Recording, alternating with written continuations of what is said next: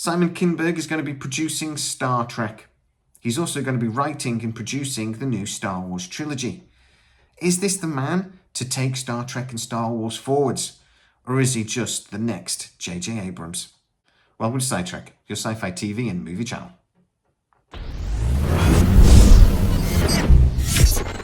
Once again, the future of two of the biggest sci-fi franchises ever, Star Trek and Star Wars, are in the hands, largely, of one man.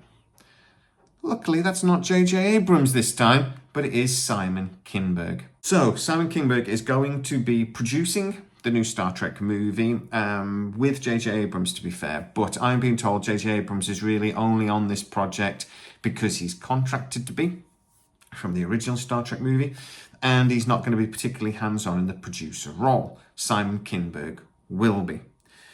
Before we talk about Simon, though, let's talk about actually what is a producer and what is an executive producer and why it's so important. For one, a producer basically is the on-set guy. He is the guy that works really with on-set logistics. He is very involved in hiring who directs movies, who writes movies, and then he's very much involved in sort of finance, etc. as well. He does have a very direct sort of creative influence on the project, as he really is the on-set boss, not so much the director.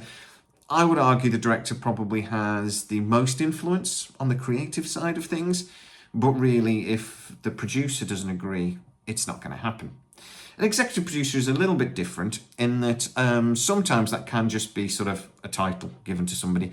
Again, say if they're contractually obliged to be a part of a project, but you don't really want them to be, you make them executive producer. If they're forking up a load of money to put forwards a movie, say they're a heavy investor, you're given an executive producer role. Sometimes it's, just a title. But normally, it's the person that is the go-between between the producer and the guys on set and the studios. So they tend to do the offset logistics in a nutshell. So the producer role in the new Star Trek project is very important because he really has the first influence on the writers, the director, etc. And he's the man that really is sorting everything out on set. He really is kind of the boss. For Star Wars, though, it's even more important because actually Simon Kinberg is not only the producer for the new Star Wars trilogy, he's also the writer. So, really this project is going to be heavily influenced by this man. So, what projects has he done in the past? And should we be a little bit concerned? I've written a list. So, as a producer, he recently produced that Kevin Hart movie, Lift. I think that was very much a Kevin Hart movie, though. I think Simon there was just really to, as a manager sort of thing. So I don't think we can talk a lot about that. He has done the recent Hercule Poirot movies. I hear he was very heavily involved in that and was one of the driving forces behind getting it made. He did do Dark Phoenix, X-Men Dark Phoenix, but he also wrote it and he was the director. So if you didn't like that movie, that basically is dripping him. And I have to admit, it was awful. So that does fill me with some trepidation. But he was also the producer on Deadpool 1 and 2 and Logan, which I think we can all agree, most of us, that those are pretty much well-loved movies. He was also the producer for The Martian. He was also the producer for the most recent reboot of this Fantastic Four. And he also wrote the screenplay. So again, that's a project that's really dripping with him. And again, if you didn't like what they did with that, and most people didn't, I'd actually say it was a confused mess. It was a film that you watch it thinking, I don't think anybody knows where this movie's going. And they got to the end and they just sort of went, that'll do. So yeah, not again massively exciting when you look at sort of those sorts of projects.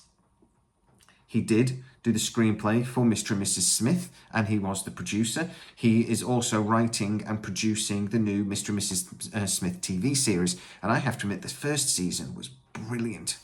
So, there are a couple of other things on there, though, that are maybe a bit more of a concern. he did the script revisions for Fantastic Four. So somebody else wrote it, he messed with it, and that's what got made. That's a concern.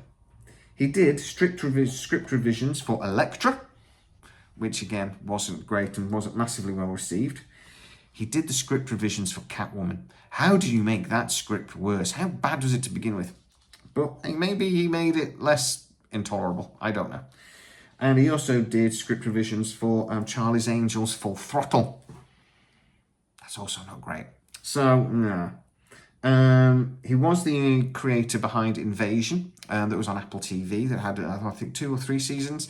A show I couldn't watch. I tried.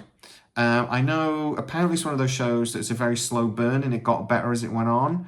But I watched 3 or 4 episodes and I'm like, it's just boring because all these people got to go, oh, it's an invasion. And none of, I don't know, it was taking a slow burn to a ridiculous level. A lot of people I didn't give a crap about. And yeah, it just wasn't for me, we'll put it that way. Young Harris probably loved it, but I'm not going to ask him. So yeah, he also did the screenplay and then produced This Means War and Jumper. 2 movies I actually did really enjoy. Jumper was a bit of a failure, but I actually thought it was a really good movie. I enjoyed it. It's a shame it didn't spawn into a bit of a franchise on its own, really.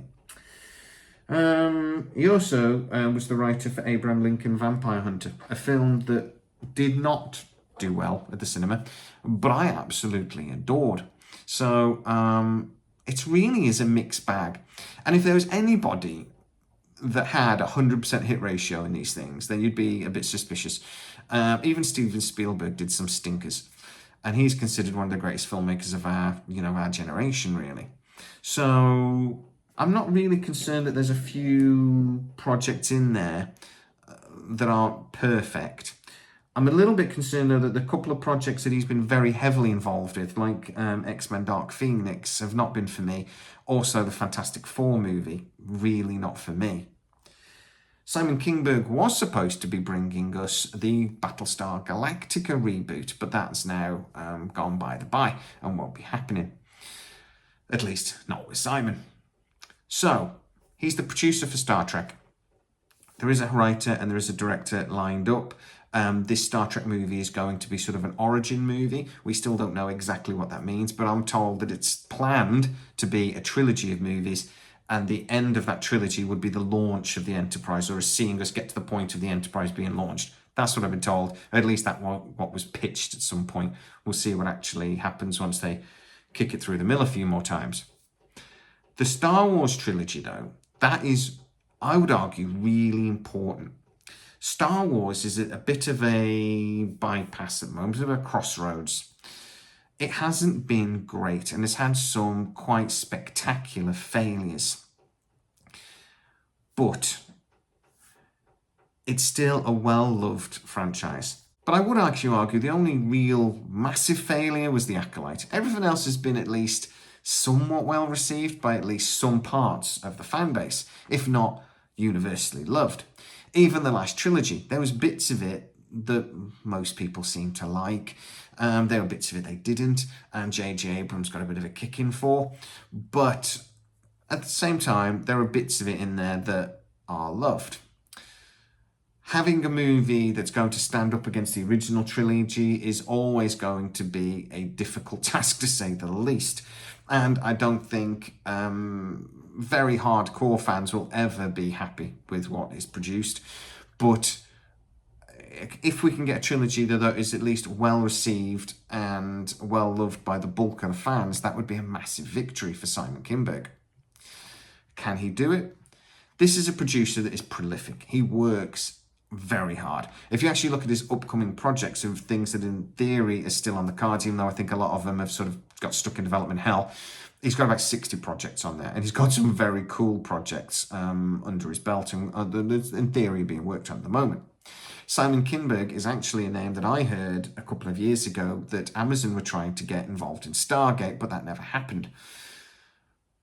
If he can do a good job with the Star Trek movie and then the Star Wars movies. 2 projects he has worked on in the past, by the way. He's been involved in Star Trek and he's been involved in Star Wars before. Then I actually think he could go down as one of the most important players in Hollywood at the moment. Kind of like J.J. Abrams was maybe 10 years ago. He was considered to be the next big thing. But those projects didn't work. And J.J. Abrams' career took a mighty kicking because of it. So do I think Simon Kinberg, as the captain of the 2 ships of these Goliaths in sci-fi, can actually do a good job?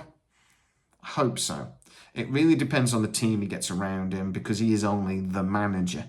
But for me, the book does stop with him for both of these projects. So let's see what he does. Get into the comments and tell me what you think. Is this the guy to take forward Star Trek and Star Wars? Is he the saviour of both? Or is he going to be one more J.J. Abrams? Get into the comments and tell me exactly what you think. If you are new to the channel, please like, subscribe with that bell notification. It really helps us out and you'll never miss any of our new videos.